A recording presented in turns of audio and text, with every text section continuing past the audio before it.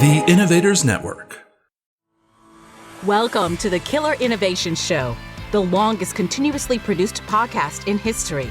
Each week, Phil McKinney brings you the insights and strategies to amplify your creativity and innovation skills. Here's your host, Phil McKinney. This episode is sponsored by Zoom. With Zoom, you can streamline your communication, collaboration, and creativity all in one place. Zoom is the market-leading platform that provides video meetings, voice, webinars, and chat across desktops, phones, tablets, and conference room systems. To learn more about Zoom and sign up for your free account, visit killerinnovations.com/Zoom.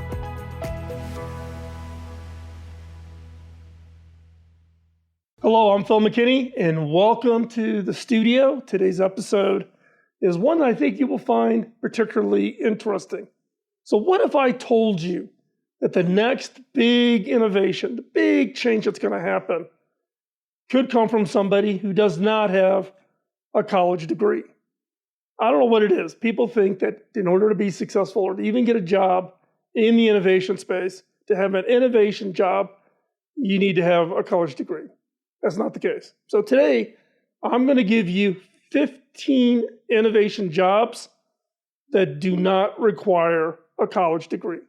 And these jobs range from $70,000 a year up to $400,000 a year and beyond. So stay tuned to the end. I'm also going to make this list and all the information I'm going to share with you today available to those of you who support the channel on Patreon or over on the YouTube channel by joining and becoming a member.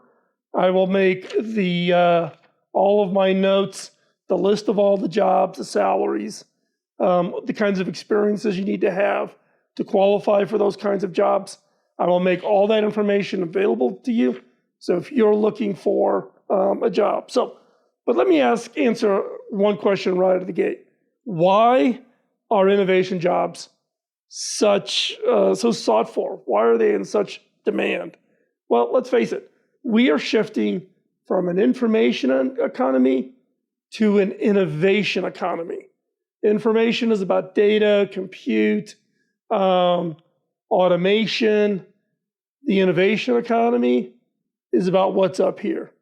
It's using our own natural human ability to innovate, to create, using that human ingenuity to solve problems.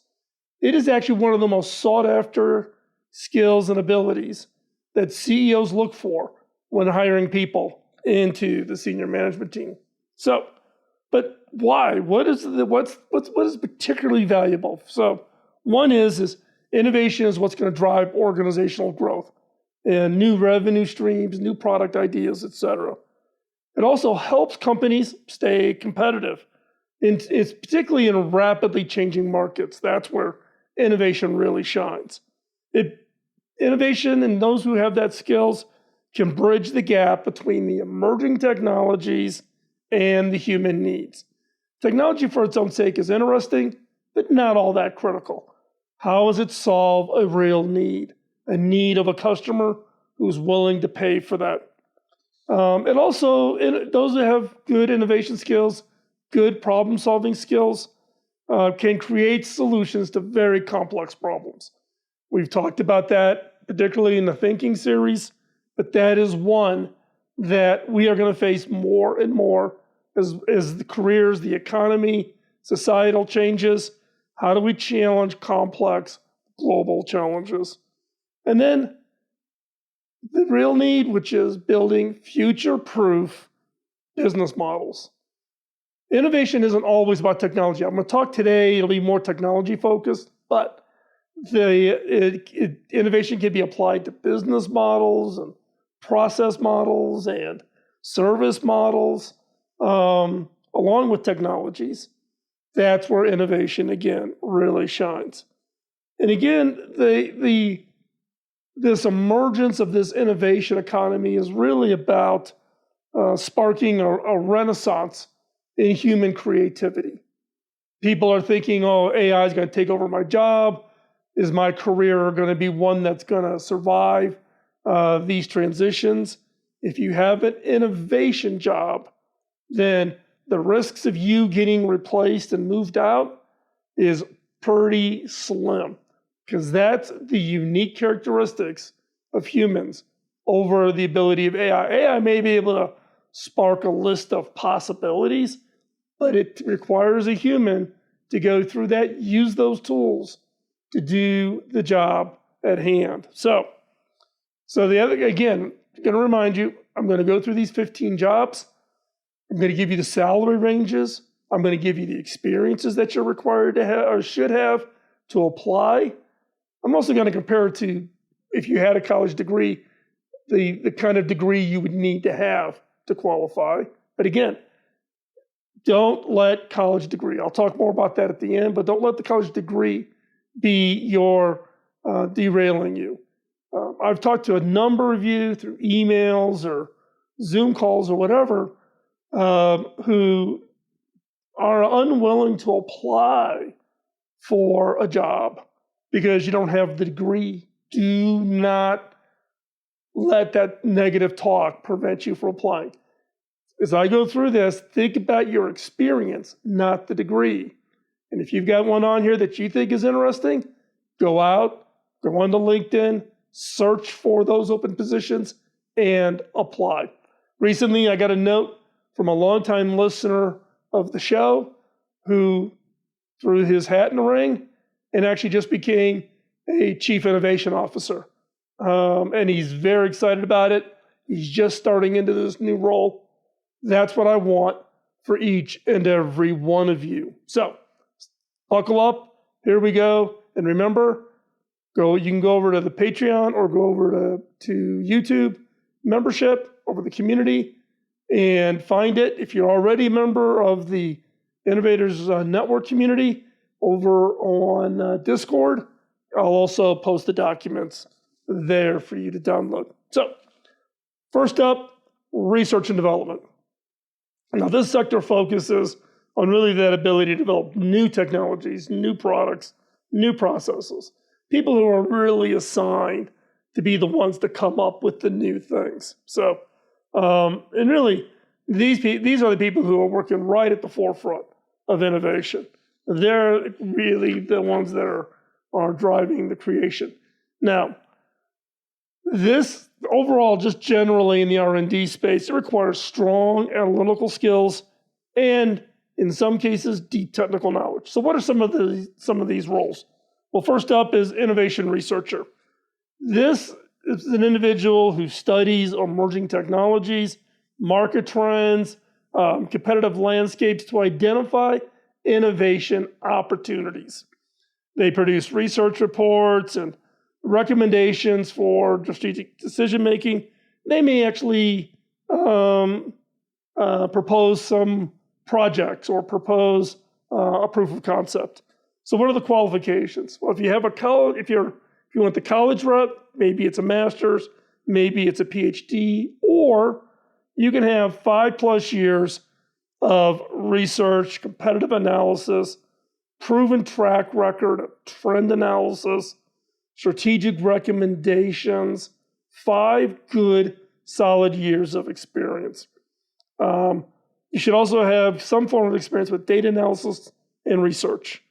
The ideal candidate, again, is analytical, detailed-oriented, naturally curious, thrives on discovering patterns and insights, and has strong written communications for these research reports or the reports and documents needed to persuade management to make a decision. And my one insight here is the written communication skills is one that tends to be the weakest for a lot of people applying for these positions.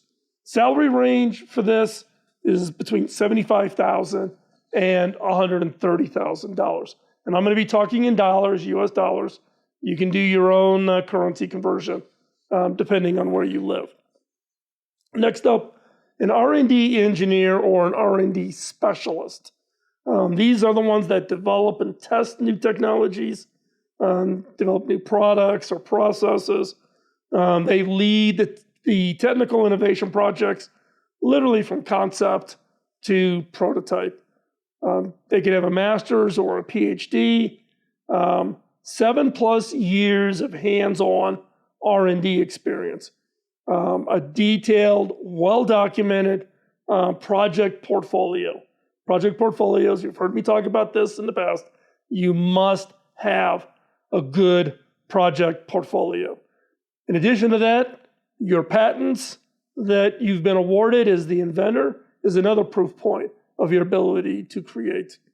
You should have experience with relevant technical tools and methodologies, depending on the technology that you are involved in. The ideal candidate is a methodical problem solver. It's patient with trial and error. Try something, it doesn't work, go back, try it again. Comfortable with uncertainty, is very collaborative, but able to work independently on complex problems. And the salary range for this role is $90,000 to $160,000 a year. Next up is the research program manager. Now, this is the person that coordinates multiple research projects within an organization. They manage budgets, they align projects, skill sets, resources required, aligns the projects with the organizational goals. It ensures an efficient use of resources, of people, time, and money. Qualifications, bachelor's or a master's, or 8 years managing complex technical projects. Not 8 years total experience, with some of it being technical. This one requires really that you got to have, that 6 to 8 years of managing complex general projects, and now you're going to apply it to technical innovation projects. Some experience with budget management and proven leadership skills. Are you a leader? Not a boss, a leader. The ideal candidate's organized, it's process-oriented, excellent communicator, diplomatically manages multiple stakeholders, because you're managing your staff, you're managing your peers, and you're managing the people above you. This is probably one of the toughest roles in innovation jobs, is really managing this whole process of all this development. And this person also, if you have one skill that I would really emphasize, is balancing competing priorities. You're always going to have trade-offs. I do this, but I can't do that. You can't do everything. How do you make your decision-making process? Salary for this one is between $85,000 and $150,000. Okay, so that was R&D. Now let's move on to innovation management. Innovation management oversees really the strategic direction of the innovation initiatives within organizations. These roles focus on really creating and implementing innovation frameworks, managing innovation portfolios, and driving culture change to foster creativity, innovation, and execution within your organization. First up, innovation director.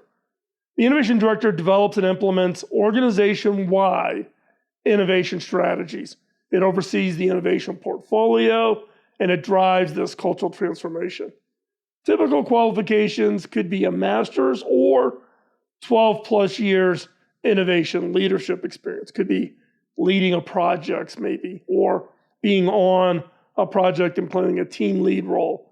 Having a track record of successful innovation program launches. So again, having that portfolio, and also having good experience in change management, because what is innovation?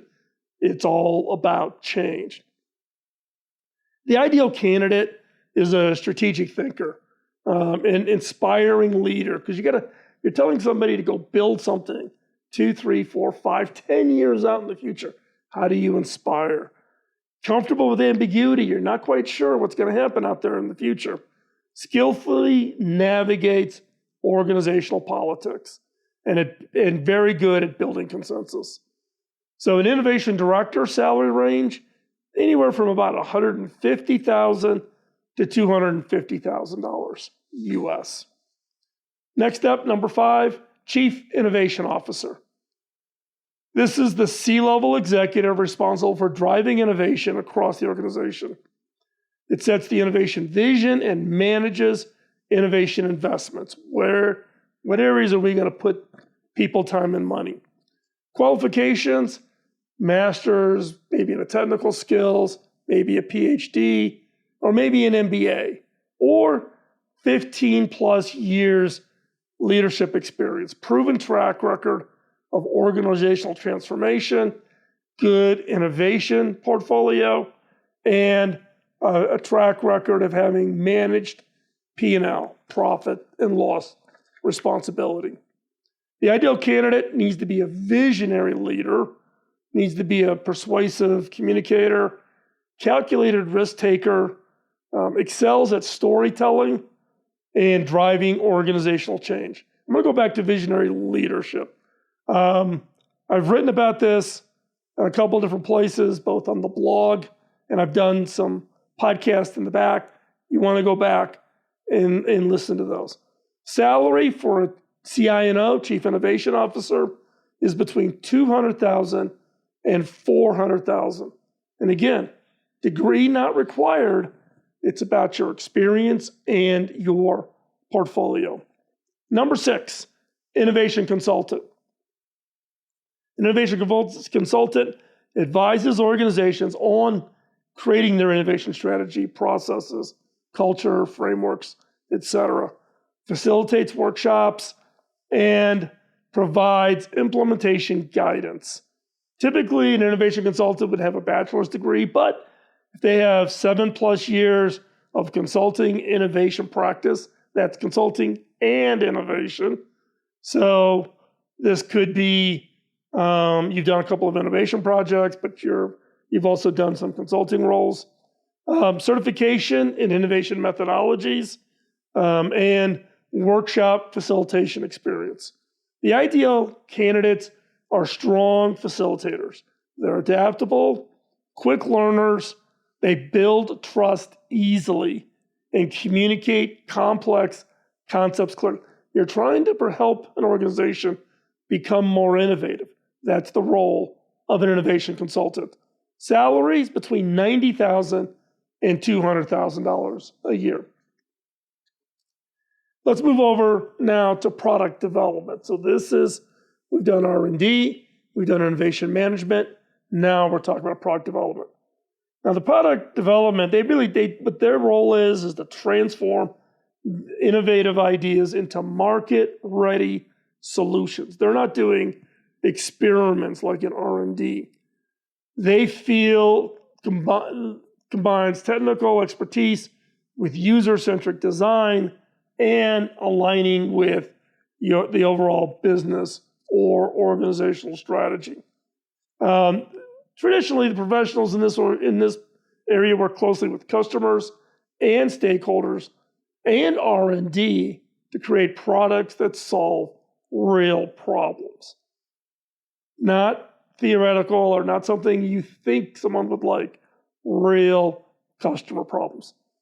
First up, job number 7 of the 15 we're talking about, product manager. This leads the development of the innovative products from ideation to launch, manages the stakeholders, and ensures product market fit. Typically, someone would have a bachelor's with no degree. You could take this job with about 7 years of product development experience. Maybe you were part of a product development team and you've got a strong portfolio. You've had some successful product launches, products that if you reference them, everybody would go, oh, you worked on that. And you would have maybe an Agile or a Scrum background. Certification helps. The ideal candidate is customer-focused, decisive, excellent prioritization skills, can balance stakeholders' needs and technical constraints effectively. Because it's a constant of balancing the dials. Time, people, time, money, technical skills, technical readiness, the stakeholders like sales, what do they need? You're balancing a lot of issues when you're trying to develop the product. Salary for product manager is between $100,000 and $180,000 a year. So next up, UX, UI designer. Now, this one may seem a little weird. Why is it one of the 15?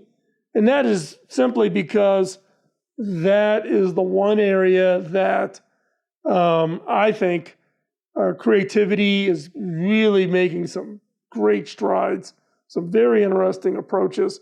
And it's one where I see and I get contacted a lot for organizations trying to hire people with an innovation plus kind of that visual element of it. How do you convey the innovation in such a way through the user interface, user experience? So what is a UX UI designer? Well, they create these user-centric designs for these innovative products, the innovations that are developed. They conduct user research, and they really translate the problem, the user needs, and the innovation, and create that compelling experience. Now, in many cases, they could have a design degree, or maybe an MFA, Masters of Fine Art, or 5 years experience doing some form of just UI UX work, and now you're going to step that up with a specifically translating UI UX experience to totally new technologies, new innovations. They must have a very strong portfolio. They must have a proficiency in design tools, user research experience. Okay. The ideal candidate is empathic, creative, detailed-oriented, strong, active listener who can translate the user needs into design solutions. Salary, $80,000 to $150,000 a year. Number 9, which kind of marries up with number 8, the UX UI designer. Number 9, design thinking specialist. Now, this person facilitates design thinking workshops. If you're not familiar with design thinking, go back. I've done videos on it. I've done podcasts on it. I've written about it. You can hop on over through the YouTube channel, over to Kill Innovations for the podcast, or over my blog, philmckinney.com. And I talk a lot about design thinking and IDEO and how does it work and what does it mean. But a design thinking specialist facilitates design thinking workshops and implements human-centered design processes. It helps teams develop really these very innovative types of solutions. Qualifications could be a degree, and this one is one where it's much more of the hands-on experience. So 5 years applying design thinking, maybe you've taken a workshop, you did 1 or 2 projects, and you really want to go deep in this area. You really want to specialize in it. Maybe you have that certification. Maybe you take the training courses that IDEO offers. Stanford has a really good program. I used to guest lecture at Stanford in the D school, design school. So learn if this is an area of interest for you. If you have that design ability, but design applied to human-centric design with that innovation focus. The ideal candidate, highly collaborative, creative facilitator, comfortable with ambiguity, and helps others embrace new ways to think. Design thinking is different, and you have to help people think differently. Salary is $70,000 to $130,000 a year.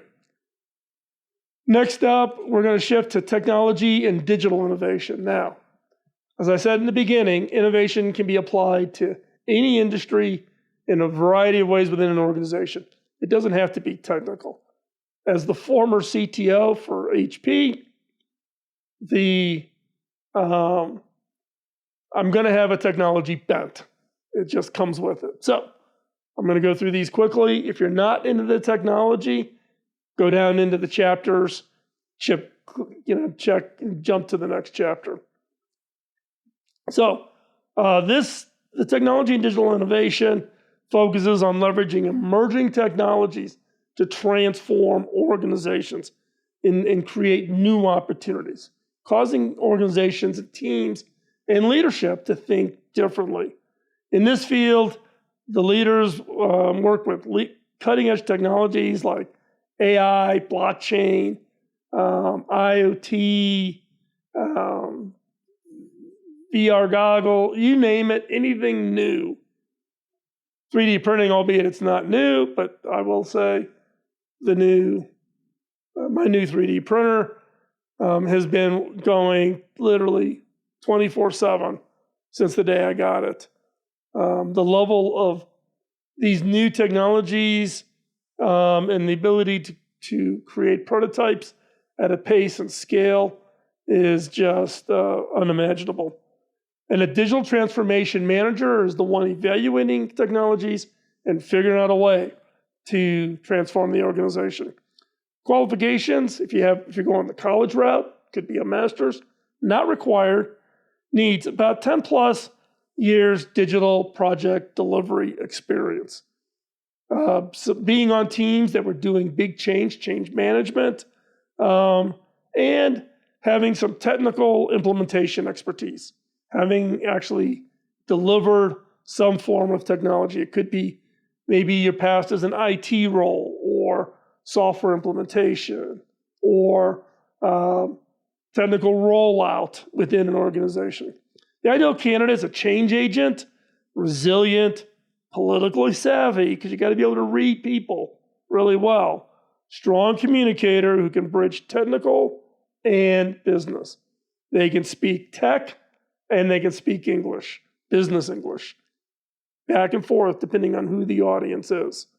Salary between $120,000 and $200,000 a year. Think of that, $120,000 to $200,000 a year, and a degree is not required.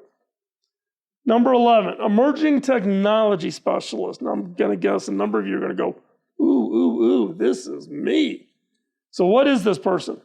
This person develops solutions using these technologies, whether it be AI, blockchain, IoT, 3D printing, or other new emerging technologies. Quantum becoming one that's becoming quite popular. Provides technical leadership to innovation projects using these new technologies. Typically, this person has a computer science degree, but doesn't require. You could come into this role if you have 7+ years hands-on experience with emerging technologies. Maybe you spent some time in IT for 2 or 3 years, then you moved into implementing some new, and then now you've got a couple of years of AI. That all adds up to give you this experience. You typically should have some form of coding proficiency and successful implementation of projects. The ideal candidate, number 1, must be a fast learner. Technically adaptable, clear communicator, balances innovation with that practical implementation. Can't implement something that's crazy hard, can't maintain it, very fragile. It's that balance between innovation with practical implementation. An emerging tech specialist, salaries between $100,000 and $180,000 a year. Okay, next up, and I believe this is the last one, is entrepreneurship and startups. Yes, I'm including these in on the 15th. The startup ecosystem really is all about focusing on creating and scaling innovative businesses, either on using innovative technologies or creating new innovative business models. That's the role of an entrepreneur. Includes founders, investors, support services that wrap up entrepreneurship or startups.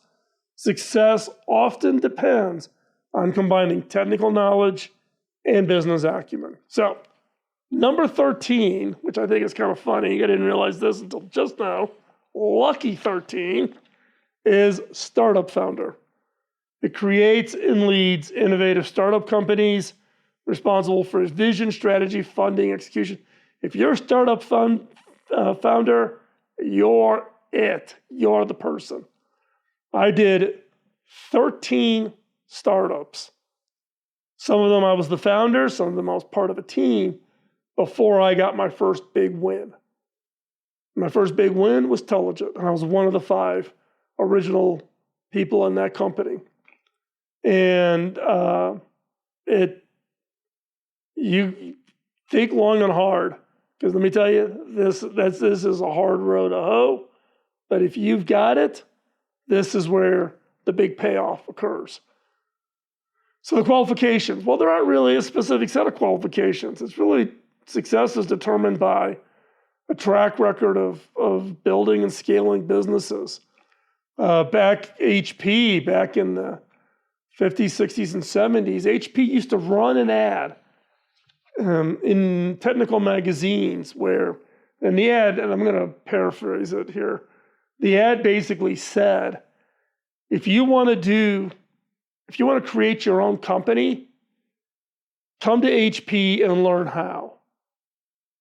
Go to HP, learn everything from coming up with an idea to building a new product, putting it into manufacturing, scaling it, shipping it, delivering it, convincing customers to buy it.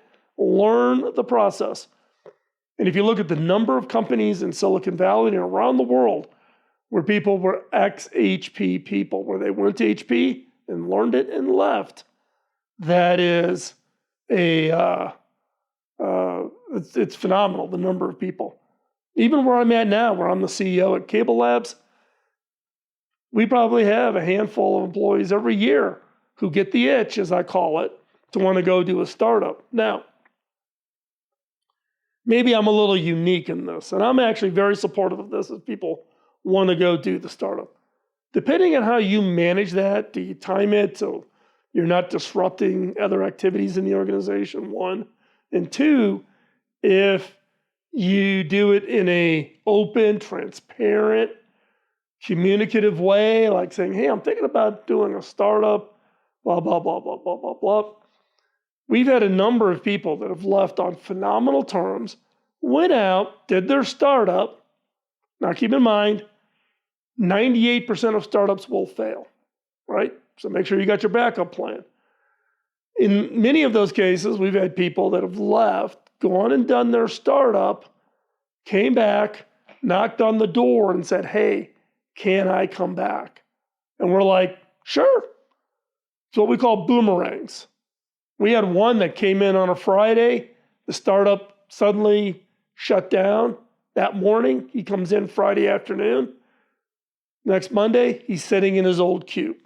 He was gone for maybe 6 months. But with the benefit to an organization when someone boomerangs like that is they bring that experience back. That's a learning process. And that experience coming back into an organization is invaluable. So, no specific requirements on skills. That ability, though, to having had some experience, find an organization that will support you, teach you, build up that experience, and then go off and do your startup. The salary, this is highly valuable, and it really depends on the startup success. And like I said, I think it's like 98% of startups fail within the first 2 to 3 years. Number 14, Innovation Hub Manager. This is the person who manages innovation spaces and programs supporting startups, entrepreneurs, inventors. Many cases, these are funded by venture capitalists, or they could be funded by large organizations that want to work with, identify, and help startups so that they can bring those technologies in. Qualifications could be a degree of some kind, maybe more business focused, I don't know, or coming from a startup, maybe having 5, 6, 7 years startup ecosystem experience, and then connects people and ideas. You're basically matchmaking. The salary for an Innovation Hub Manager between $80,000 and $140,000 a year. And number 15, I'm throwing it in here just to say I got it in here, is Venture Capital Associate.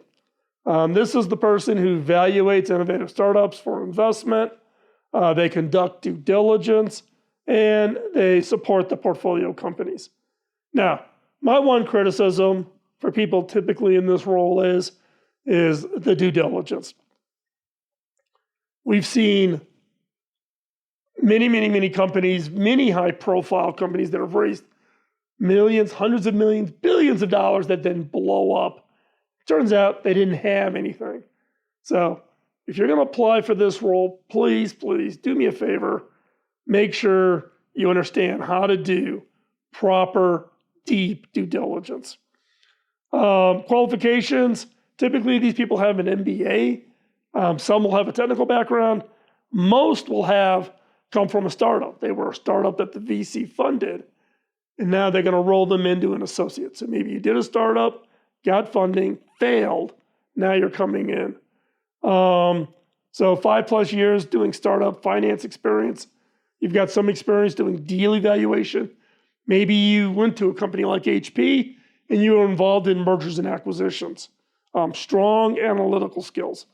The ideal candidate has strong skills in being able to do financial and business analysis, good judge of character, direct communicator, and balances skepticism, just the right amount of skepticism, with openness to new ideas.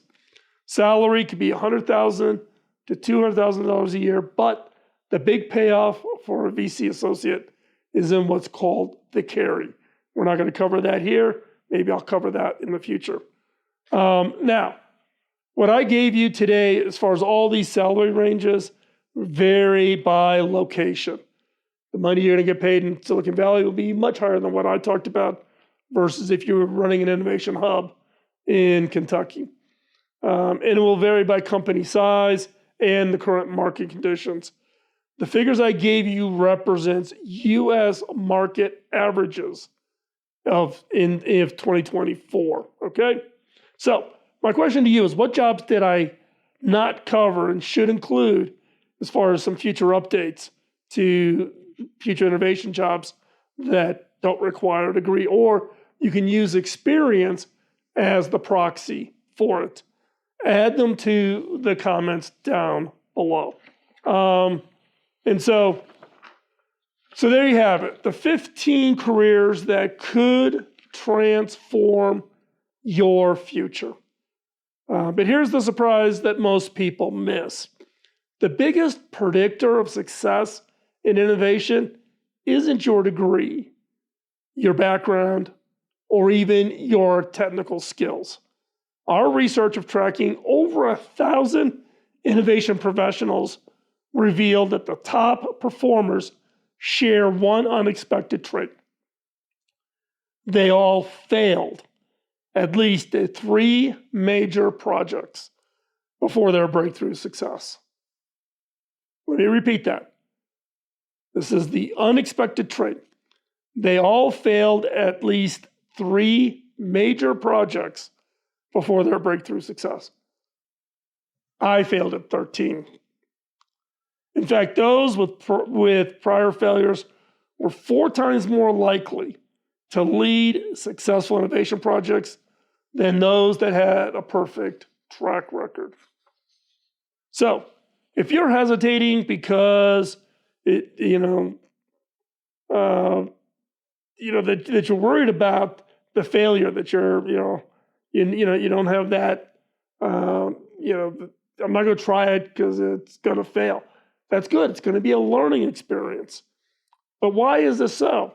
It's because innovation isn't about being right.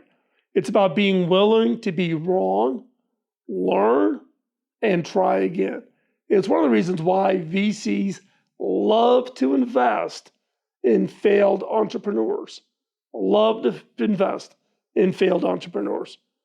Also, if you're hesitating, we've gone all through this and you're hesitating because you don't think you have the right credentials, remember, your past failures aren't disqualifying you from an innovation career. I shared it in last week's, or maybe last week before last, on the experimenter mindset, where I had a prototype and I'm standing in front of an investor and it literally caught on fire. Flames. I mean, literally flames, right? And I talk about it. I talk about how you turn those things around. So there. I want you to think about that and really think about the fact that it isn't about your having a degree. If you didn't go to college, that's great, or where it's more about having the experience. What's the one thing I repeated multiple times? Having that portfolio. So if you're hesitating because you think you don't have it, again, those past failures is what qualifies you. So before you go, I want to give you something valuable, which is the Complete Innovation Career Guide, which is basically documenting all 15 of these innovation jobs, what the qualifications are, the salary range, types of personalities, skill sets that you need to have. Circle the one or ones, multiples of the ones you're interested in, and start working to it. Look at that list every day of the job you want and keep focused on that. Now, as I said, this document breaks down everything I've covered today, including the personality, alternative qualification paths, and current salary range. To get instant access to the documents, join our membership community by hopping over to the YouTube channel and click join, or through our Patreon link below or in the show notes. In addition to the innovation guide, you're going to get periodic updates, exclusive content only to those members supporting the channel, including some upcoming live streams here in the studio where we will just get the chance to hang out, build stuff, invent stuff, and see where those things go. We also have a members-only Discord for the innovators community. And so when you become a member on YouTube or you support us through the Patreon, then you get the ability to become a member over on Discord. It's actually easier if you join over on Patreon to get to the Discord from there. So don't wait to start your innovation career. Join today, because you then have a whole community of innovators, people who are wanting to get in, who are in this community, who have jobs in this space, who can provide you advice. If you have any questions or topic suggestions or jobs that you want to know more information about, drop them in the comments below. I read them all. I try to post as many replies as I can. We will see you next week. Talk to you later. Bye-bye. Podcasting nonstop since 2005, this has been the Killer Innovation Show on the Innovators Network. This show is distributed by the Innovators Network. For more information and other great shows and content, visit theinnovators.network.